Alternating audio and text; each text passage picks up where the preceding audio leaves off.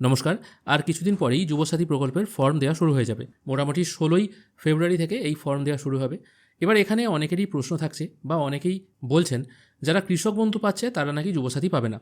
তারা নাকি নয়, তারা সত্যি করেই যুবসাথী পাবে না। মানে কৃষক বন্ধু সরকারের একটা প্রকল্পের সুবিধা সে গ্রহণ করলে যুবসাথী পাওয়া যাবে না। এটা কীরকম জিনিস হলো? মহিলারা কৃষক বন্ধুও পাচ্ছে, আবার লক্ষ্মী ভাণ্ডারও পাচ্ছে। আবার অনেকে দেখা যাচ্ছে যারা বয়স্ক মানুষ আছেন তারা কৃষক বন্ধুও পাচ্ছে, আবার বার্ধক্য ভাতাও পাচ্ছে। তাহলে যাদের জমির পরিমাণ খুবই কম, 4,000 টাকায় তো জমি চাষ করা যায় না। সত্যি 4,000 টাকায় জমি চাষ করা সম্ভব নয়। যা দিনকাল পড়েছে, একটা মধ্যবিত্ত বাড়ির প্রতিদিন অন্তত 500 টাকা করে খরচ আছেই।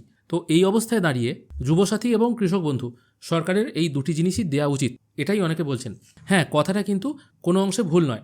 মহিলারা যেখানে দুটো সুবিধাই পাচ্ছে, কৃষক বন্ধুও পাচ্ছে, তারা লক্ষ্মী ভাণ্ডারও পাচ্ছে, বয়স্ক মানুষরাও দুটো সুবিধা পাচ্ছে। তাহলে 21 থেকে 40 যাদের জমির পরিমাণ কম, হয়তো 1 কাঠা কি 2 কাঠা জমি, সেই জমিতে তাদের কী এমন চাষ হবে যে তাদের সংসার চলে যাবে?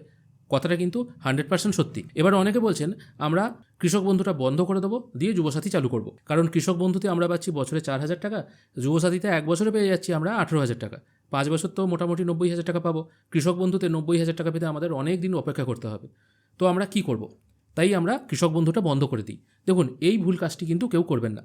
কারণ কৃষক বন্ধু, পিএম কিষাণ আপনারা দুটোই জানেন যে সারেন্ডার করা যায়। যদিও কৃষক বন্ধু সারেন্ডার করার কোনো অফিসিয়ালি ফর্ম নেই, আপনাকে ব্লক অফিসে যেতে হবে, ওখানে গিয়ে জানাতে হবে আমি কৃষক বন্ধু সারেন্ডার করতে চাইছি। যেমন যারা মারা যান আর কি, তারা যখন কৃষক বন্ধু সারেন্ডার করে বা পঞ্চায়েত থেকে অটোমেটিক সারেন্ডার হয়ে যায়, সেখানে দরখাস্ত দিতে হয় যে ইনি মারা গেছেন, বা পঞ্চায়েত থেকে যখন ডেথ সার্টিফিকেট ইস্যু করে দেওয়া হয় তারপরেই কৃষক বন্ধু অটোমেটিকলি বন্ধ হয়ে যায়। তখন ওখানে ডিলিটেড ফার্মার এরকম মন্তব্য লেখা থাকে। তো এক্ষেত্রে দেখা যাচ্ছে যদি আপনারা নিজে থেকে কৃষক বন্ধুটা বন্ধ করে দেন, সেক্ষেত্রে আপনাকে সারেন্ডার করা ফার্মার বা ডিলিটেড ফার্মার এই হিসাবেই ধরা হবে।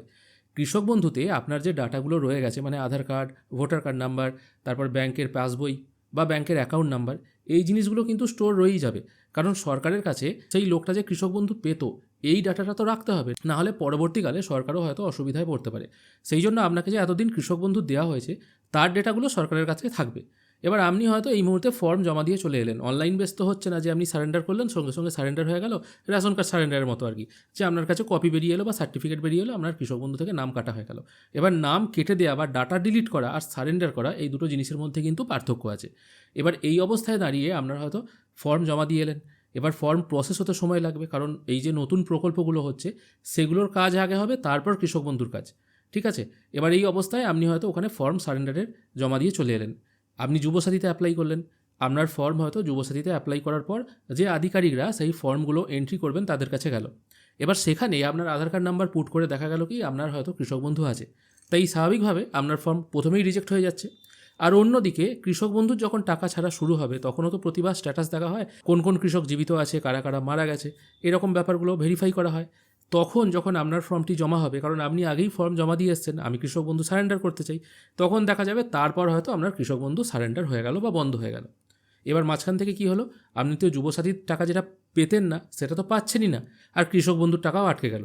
আবার আপনি নতুন করে যদি অ্যাপ্লাই করতে চান তখন দেখাবে আপনি তো অলরেডি সারেন্ডারের ফর্ম ফিল আপ করে দিয়ে গেছেন, আপনাকে আর টাকা দেওয়া হবে না। আর অন্যদিকে যুবসাথীটাও দেওয়া হচ্ছে 5 বছর, যদিও 5 বছর বলা হয়, সাধারণত সরকারের যে প্রকল্পগুলো দেখি সেগুলো কিন্তু সরকার যদি থাকে তাহলে কিন্তু কন্টিনিউ চলতেই থাকে। যেমন ধরুন যুবসাথী এখন হয়তো 1500 করে দিচ্ছে, আবার সামনের ভোট আস্তে আস্তে 5 বছর পর হয়তো সেটাই হয়তো 2000 হয়ে যাবে। হতেও পারে, বলছি হতেও পারে, আবার নাও হতে পারে, আবার 5 বছর পর বন্ধও হতে পারে। সরকারই বলেছে এখানে যে আমরা বিবেচনা করে দেখব টাইমটা বাড়ানো যায় কিনা, অ্যামাউন্ট বাড়ানো যায় কিনা এটা বলেনি, টাইমটা বাড়ানো যায় কিনা এটাই বলা হয়েছে। যেহেতু লক্ষ্মী ভাণ্ডারের টাকা বেড়েছে ওই জন্য আমরা এটা অনুমান করতে পারছি। এবার 5 বছর পর ধরা গেল যুবসাথী বন্ধ হয়ে গেল, তারপর আপনি হয়তো কৃষক বন্ধু চাইছেন, তখন আবার কৃষক বন্ধু অ্যাপ্লাই করতে যাচ্ছেন, তখন দেখা যাবে আপনি তো 5 বছর আগেই সারেন্ডার করে দিয়ে গেছেন, আপনার নাম তো ডিলিট হয়ে গেছে, তাই আপনাকে আর দেওয়া হবে না। তাই এরকম নানা সমস্যায় কিন্তু আপনি পড়তে পারেন। তাই বলবো যারা কৃষক বন্ধু অ্যাপ্লাই করেছেন এবং টাকাও পাচ্ছেন, এই মুহূর্তে তাড়াহুড়ো করে কিছু করতে যাবেন না। যদি আপনাদের মনে হয় যুবসাথী অ্যাপ্লাই করব, ভাগ্যচক্রে যদি লেগে যায়, আপনারা অ্যাপ্লাই করতেই পারেন, ফর্মও তুলতে পারেন। হয়তো ফর্ম তুললেন, ফর্ম জমাও হয়ে গেল, তারপর হয়তো সরকার মনস্থির করলো যে না, যারা কৃষক বন্ধু পাচ্ছে তাদেরকেও টাকা দেওয়া হবে। এটা যদি পরবর্তীকালে সরকার চিন্তাভাবনা করে, কারণ আপনাদের কমেন্ট যা আসছে এরকম তো বিভিন্ন জায়গা থেকে খবর উপর মহলেও যাচ্ছে, সরকারের মনস্তত্ত্ব হয়তো চেঞ্জ হতেও পারে। তখন যদি দেখা যায় আপনি হয়তো ফর্ম জমা দিয়েছেন, আপনি কৃষক বন্ধুও পান, আপনি হয়তো প্রথম দিকে গিয়ে ফর্মও জমা দিয়েছেন, তখন হয়তো আপনাদের ফর্মগুলো আবার ধরা হতে পারে, তখন হয়তো যারা অ্যাপ্লাই করেছিল তাদেরগুলো অ্যাপ্রুভাল দিয়ে দেওয়াও হতে পারে।